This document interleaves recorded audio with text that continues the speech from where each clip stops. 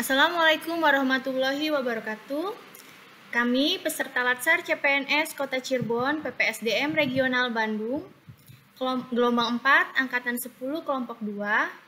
Saya Destia Ayu Putri bersama rekan-rekan saya, Sri Wahyuningsih, Dani Pramadya, dan Untung Susanto akan mempresentasikan hasil analisis isu kontemporer yang telah kami buat mengenai pandemi COVID-19.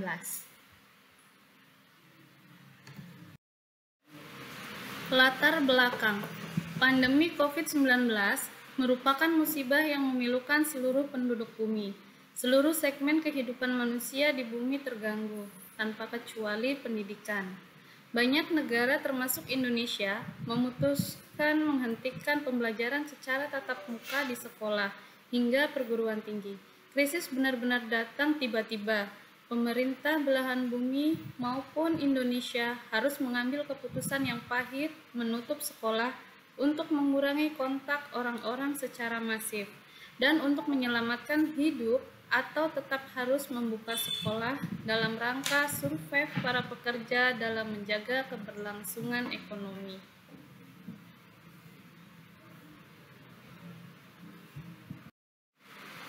Untuk menganalisis isu pandemi COVID-19 yang terjadi di Indonesia, kami mengidentifikasi melalui 4 tahapan, yakni yang pertama, metode pentahelik. Dengan metode pentahelik, kami menganalisis sesuai dengan isu-isu yang terjadi di Indonesia. Selanjutnya, saya akan menjelaskan metode pentahelik, yaitu metode untuk menganalisis isu yang ada sesuai dengan topik.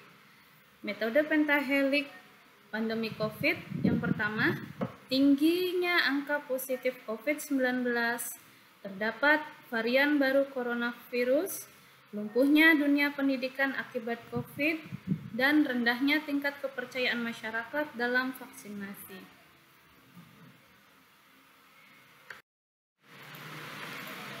Metode yang kedua adalah metode USG.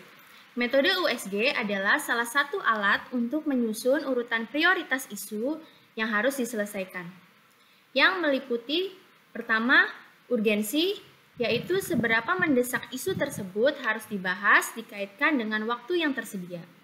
Kedua, seriousness, yaitu seberapa serius isu tersebut perlu dibahas dikaitkan dengan akibat yang timbul dengan penundaan pemecahan masalah lain. Yang ketiga, growth, yaitu seberapa kemungkinannya isu tersebut menjadi berkembang dikaitkan kemungkinan masalah penyebab isu akan makin memburuk. Dapat kita lihat pada tabel, untuk masalah 1, yaitu terdapat varian baru virus corona, mendapatkan poin urgensi 4, seriousness 3, growth 3, dan total menjadi 10. Isu masalah kedua, tingginya angka positif COVID-19, mendapat poin urgensi 3, seriousness 4, growth 4, dan total 11. Isu masalah yang ketiga, lumpuhnya dunia pendidikan akibat COVID-19, mendapat poin urgensi 4, seriousness 4, growth 5, dengan total 13. Isu masalah keempat, rendahnya tingkat kepercayaan masyarakat mengenai vaksin COVID-19, mendapat poin urgensi 4, seriousness 3, growth 3, dengan total 10. Jika dilihat dari tabel tersebut, total nilai terbesar ada pada isu ketiga, yaitu masalah lumpuhnya dunia pendidikan akibat COVID-19. Penjelasan lebih detail yaitu yang pertama, urgensi. Banyaknya masyarakat, guru, peserta didik, orang tua, mahasiswa mengeluhkan pelaksanaan pembelajaran jarak jauh. Oleh karena itu, harus dibahas, dianalisis, dan ditindaklanjuti. Kedua, seriousness. Pembelajaran jarak jauh yang tidak efektif akan menimbulkan ketertinggalan dan ketidaksetaraan pendidikan peserta didik karena banyak faktor yang memengaruhi. Ketiga, growth. Apabila tidak segera dibahas, dianalisis, dan ditindaklanjuti, salah satu akibat yang terjadi di masa depan akan adanya kegagalan pendidikan dalam keadaan pandemi COVID-19 ini. Selanjutnya kita akan menganalisis lebih dalam menggunakan metode Fishbone. Metode Fishbone adalah salah satu metode untuk menganalisis lebih dalam mengenai sebab akibat mengapa dan kenapa terjadi suatu peristiwa. Bisa kita lihat di tabel contoh sebab akibat. Kita bisa lihat contoh yang pertama, yaitu belum meratanya akses jaringan internet. Kedua, mahalnya biaya kuota. Beban ketuntasan kurikulum, waktu pembelajaran kurang efisien. Kurang komunikasi guru dengan orang tua. Tidak semua orang tua memiliki gadget. Kurangnya pemahaman orang tua dan guru terhadap IT.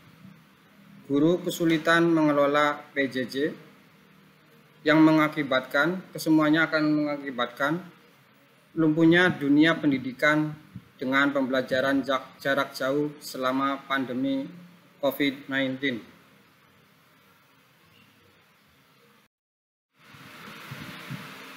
Alternatif pemecahan masalah dengan menggunakan teknik SWOT, Strength, Weakness, Opportunities, dan Threats.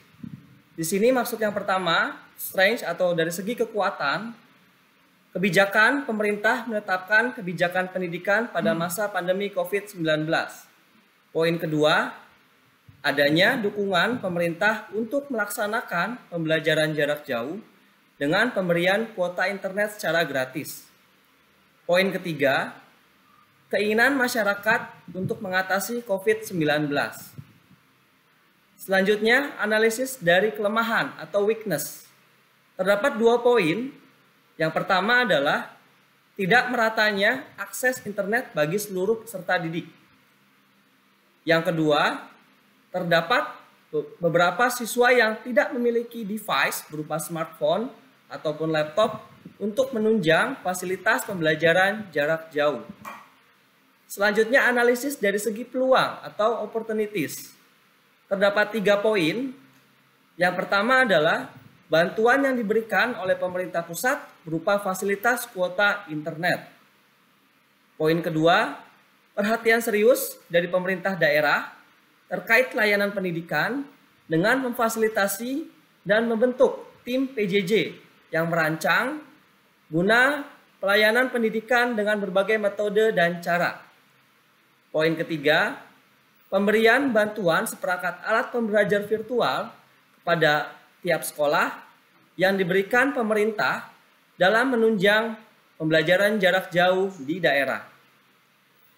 Analisis selanjutnya dari segi ancaman atau threat. Di sini terdapat 3 poin. Yang pertama adalah guru sulit mengontrol murid selama pembelajaran jarak jauh.